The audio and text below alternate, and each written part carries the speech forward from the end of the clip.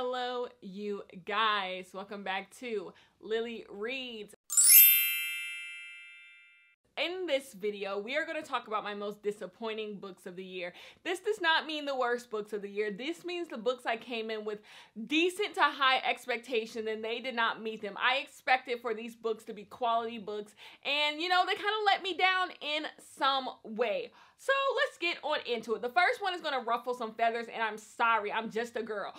I am going to discuss Crying in Hmart. So in this book, this is a memoir about this woman talking about her mother who is dying and what her mother meant to her and everything that they went through growing up and her Korean heritage. Okay, this book I think was first a short story, like a short memoir published somewhere, and I think that's where it should have remained. I think as a full story, this book kind of loses any meat to it. It loses any juiciness. I've seen people say this book makes them so emotional, it makes them want to cry, and it didn't do that for me. I think this book becomes a very unique story to this girl, but to the rest of us, I kind of feel like it's just like, okay, I read the story about this girl and what she's going through, but like, there's nothing I feel like really, after a certain point, I feel like there's nothing about that becomes kind of universal. What makes memoirs work is that, yes, this is a unique story to you, obviously a memoir, but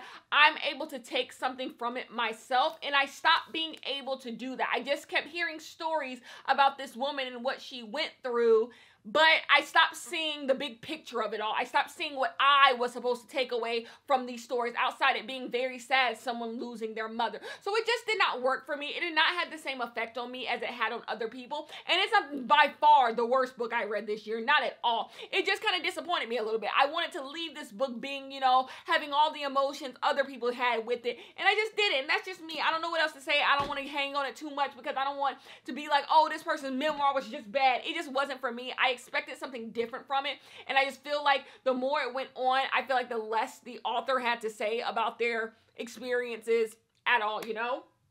The next book we have is Riley Sager, The Only One Left. In this book, we have this woman who becomes a caregiver to a woman who they claim killed her entire family decades ago, and now she is bedridden. She can only move one of her arms, and our main character is trying to see, like, what really happened. Did she do what she did? And also, like, some secrets in her own life, in her own past.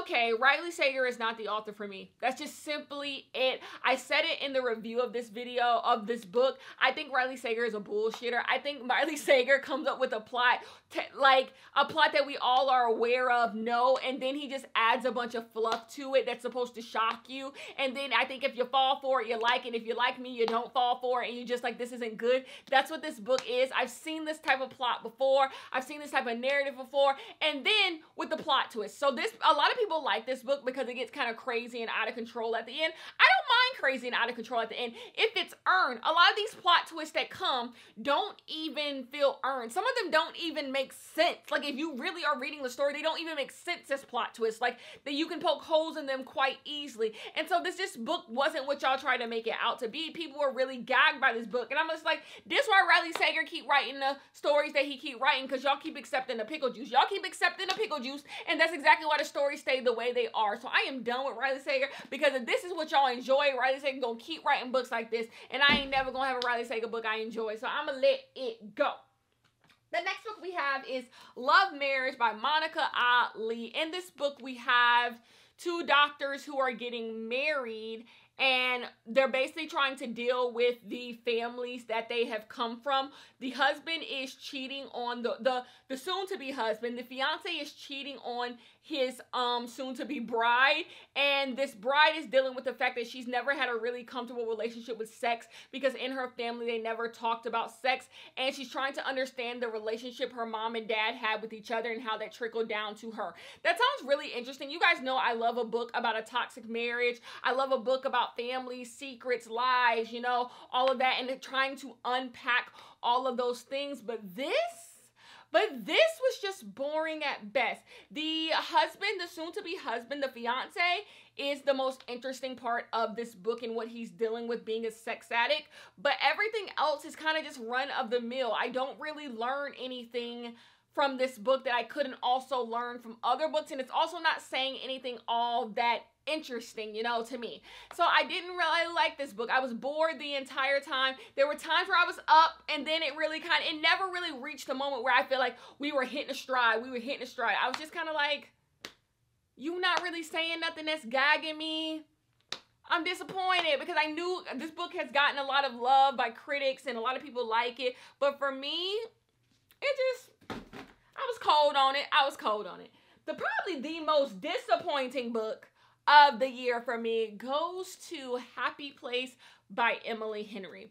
I thought I didn't like Book Lovers by Emily Henry, but I was wrong. I would read Book Lovers any day over Happy Place. So in this book, we have a couple who is married, and basically they are going on vacation with their old friends from college, but they are no longer together. But another group of friends in the group are getting married, and they don't want to ruin the wedding, so they decide to pretend like they're still together. And in the book, we go back in time to see how their relationship fell apart. The relationship aspect of this book is not good. What Emily Henry does really good is dialogue and discussing, like having characters talk to one another. I didn't like none of the dialogue in this book. I really wasn't sold on the relationship. It was a little too cookie cutter, a little too cut and dry. There was nothing interesting about the characters, and then the friends. This book is all about the friends. They're on vacation. These friends don't do nothing fun. They don't do nothing nothing on the page reads fun. They don't seem like they're having a good time. And so it got to the point where I was tired of being with the friends. I didn't care nothing about the friends. I didn't care what the friends thought about them being together, not being together. And that's what the whole idea of this book rests on. Like, these people being so close that you would lie to them about y'all being together because you don't want to ruin their big day. No, not for me. I still am going to pick up Emily Henry's book next. Emily Henry is just... I'm going to keep buying her. Unlike Riley Sager, I'm going to just keep letting Emily Henry disappoint me. Because People We Meet on Vacation and Beach Read, I love those two books so much that she's just going to keep disappointing me, and I'm going to keep letting her. But Funny Story is her book that comes out next year, and I'm going to be there every single time. The next book we have is Pachinko. This book is about a family who makes a fortune in Pachinko and all the different lineages of their family and how they all meet their demise or, you know, their triumph. It's one of those books. And I say that because that's why it's disappointing. Have you ever read a book where you're like, yeah, this book is supposed to win awards? Like, every character... something happens to them, and exactly what you think would happen to them happens to them, because that's how these types of books go. This book is like a book you read in school. Like, it's supposed to be a National Book Award finalist because it's not doing anything you haven't seen before. Like, every character is in here not to feel real or authentic, but to evoke a certain emotion out of you. That's what reading this book was. I never felt attached to any character because I don't feel like they were written like real people. They were written like successful book award winning book type people. That's how these characters were written. They were written to reach certain demises. They were written to evoke certain emotions, and they all hit on certain tropes that all books and books like these hit. Think The Alchemist, think The Kite Runner, think any book like these. It was just one of those types of books, and I just wanted this book to be more than that. Yes, it's well written. Yeah, like there's nothing to actually dislike about the book, but to me, there's also nothing to love about this book. I don't see anyone picking up this book and saying this is their favorite book of all time, and that's my issue. It's a lot of these like books that do win these big book prizes or get nominated for these big book prizes because they reach a very snooty audience that all can be like, yeah, this book is good, but like, is it your favorite book? No. I wish I would have just went and watched the TV show, but you guys know it's very rare that I want to read a book and watch the TV show, and so I just probably will never watch the Pachinko TV show, but this wasn't for me. I was disappointed. The next book is Mame. So in this book, we have a character who is a Nigerian immigrant, and basically she has to take care of her dad because her dad kind of can't, what does he have? he has Parkinson's. Her dad has Parkinson's, and her mom goes down to Nigeria to like help out in Nigeria. So basically she is left at home taking care of her dad, but she kind of is at a crossroads where she wants to like do more in her life, but she feels like she has to take care of her dad, and she kind of feels like her entire life she's had to be the one to take care of her dad. That is right up my alley. Like this type of story about this black girl who constantly feels like she's in servitude to people. She constantly has to do for people, and no one is doing for her. Her brother is off. He don't give a damn. But what this book was left with is, it reminded me of Homebodies in a way where like, where the story at? Where the party at? Like, where the story at? Like, where is the interesting story being told? This book has interesting ideas, but where is the interesting story? Where is the compelling character, you know? And I get in literary fiction, it is mostly about the characters jumping from thing to thing to thing, and then it's what you take from it. But the thing that she was jumping to wasn't all that interesting. You get what I'm saying? I did not enjoy this book. Like, I thought it was fine, but I thought this book could be amazing with that synopsis and this book being called Mame, and this idea of always having to be almost like a motherly figure to everyone. Brilliant. Just a brilliant idea, but that's not the book we got. Then in the end, she kind of just like deals with her fate. She kind of just deals with that's her fate and that's the fate she was dealt. And like, I'm just like, no, girl. So I didn't really like this book all that much, unfortunately. The next thing we have, I hate when people say they like this book, because I feel like y'all are gaslighting me, and I feel like y'all making me feel a little bit too wrong. I am comfortable having unpopular opinions. Like, that's what I do it for. I sit up every night trying to like be a contrarian. So like, I am okay being on the minority of an opinion, especially when it comes to books. But this one bothers me for some reason. Wrong place, wrong time. Great premise. The premise of this is great. This woman is looking out her window one day. She sees her son across the street, and she like, what my son doing across the street? All of a sudden, this man walks up to him, and he stabs the man, and she's just like, my son done killed somebody. The police get called. It's a whole thing. They take the son down to the precinct, and she's like, what the fuck? She wakes up the next day, and her whole day is all over again. It's the same exact day again. And she's just like, what the fuck? And the same exact thing happens. She wakes up again. It's another day. And so she keeps waking up, and she realizes, I need to figure out what would cause my son to want to kill someone. And that is how this book goes. That sounds so fun. It sounds so good, doesn't it?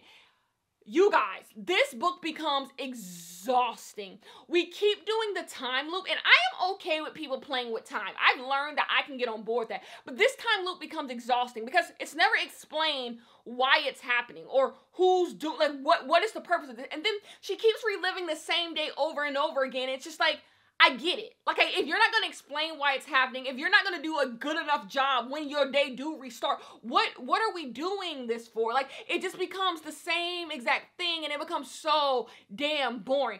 And then you get the, what's going on? This book has the laziest of plot twists. The laziest of plot twists. It almost makes the main character seem dumb. Like, the plot twist makes me lose all respect for the main character. Everything I thought you were, you not no more, because it's just like, how you ain't know this, girl? How you ain't know this? And at the root of this book is what's at the root of every single Reese Witherspoon book. Love. Family. Like, I get, like, you do not need to, I don't need to read a book to tell me how far a person will go for someone they love. I know people will go far. People go far for people they hate. So like, I don't need that in a book. And that's what Reese Witherspoon books are. They always try to hit at this like universal truth that we all know. And that's what this book turns into. And it takes everything that could be edgy and smart and clever and just gives me a run-of-the-mill Reese Witherspoon book. And I feel like nobody see that. Nobody see that. Nobody see that this book just turns into garbage. Okay, whatever. Play to win. This was a Lily Reed's book club pick. Actually, the next two books were Lily Reed book club picks. So I am so humiliated that I made y'all read this. In this book, we have this girl who is poor. One day she wins the lottery, but there's an issue. She's married, and so her financial analyst goes, you kind of need to get a divorce from your husband before you claim the money. And so he don't try to take half of your money. But she's like, I haven't spoken to my husband in 8 years. Like, he kind of left me, boo. And he said, you better go find him. So she goes and finds him, and that starts their romance. Yes, friend, that starts their romance. No romance should be rooted on some man leaving you for 8 years. Damn sure not your husband. If you win the lottery and your husband at 8 years decide he wants you, what am I supposed to take from that?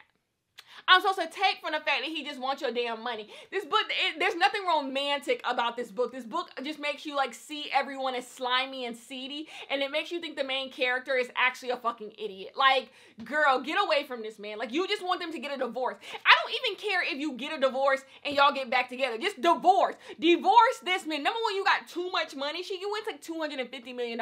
She has too much money to even still be with this man. You should marry nobody. You have too much money. You are beyond marriage at this point. Like, you need to stay alone forever so nobody takes your damn money. But she stays married to this man. It's just like, what has he done? Nothing on page would make you believe these two people should be together. You're just told that the main character likes this man. It's like, for what?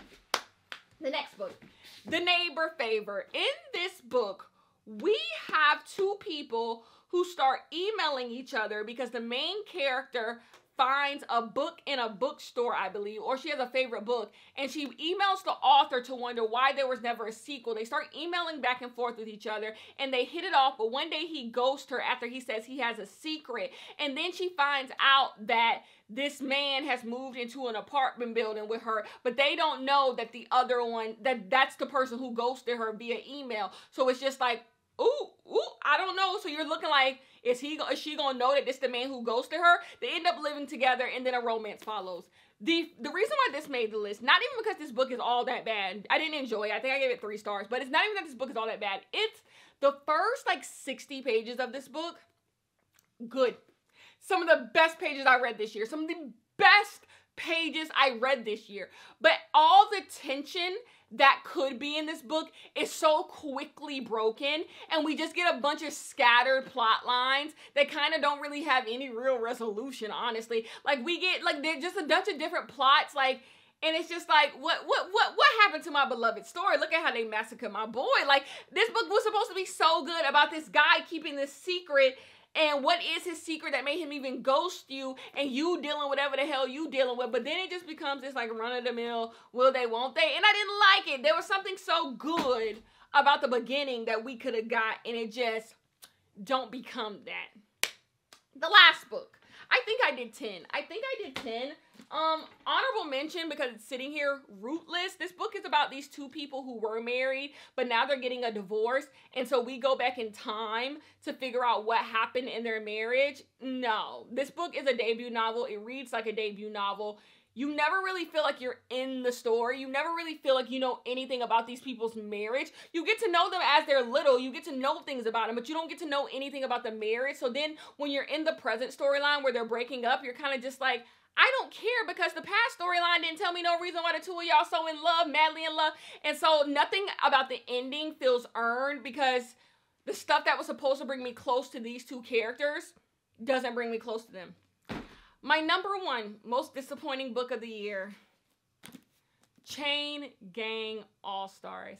In this book, we are following the Chain Gang, the prisoners, as they fight to the death for one of them to be able to get freedom. And we are following so many different characters. All of these people are a part of this, you know, kind of like fight to the death thing in many ways. You have people who watch it. You have people who are in it. People who are thinking about joining. People who are placing bets. People who want it to end. And basically, you're getting this story about how these prisoners fight to the death to stay alive. At moments, this book is brilliant. I think the idea is brilliant. I think the writing is brilliant. I think it's so good. What isn't good is just the story. I think the story is so weak. I think the characters are not good characters. I don't think they're fleshed out. I personally didn't feel attached to a single character. So when something happens to them, I'm just like, bye. Certain characters come into this book just to die. You know they coming into this book just to die. There's characters who are mentioned we never met on page, but play such a specific role in this, and I'm just like, what am I supposed to do with you? Because this book is told in different, from different POVs. Some POVs are stronger than others. There's a main one that I think is pretty solid, but the other ones are just kind of like, what am I supposed to take from this? Some of them don't even have any clear ending. Like, they come just to go. And you're just like, what the fuck is that in here for? Maybe I just don't get it. Maybe because this book is appearing in a lot of best of lists from major publications. Did you read it? Like, This is the one where I'm not gonna let y'all wrong place, wrong time me. This book is not as good as y'all are saying. I stand on that. I fully stand that there is continuity issues, there's plot issues, there's pacing issues, there's character issues. I don't think that, honestly, I don't think it's objective. Like I think those are a real problem with a lot of this book. So yes, I still give this book 3.5 because there's so many other things in this book are promising, but that's the word. This book is promising, but I don't know if it fully, banks in on those promises, Those are the most disappointing books of the year. Okay. That is it.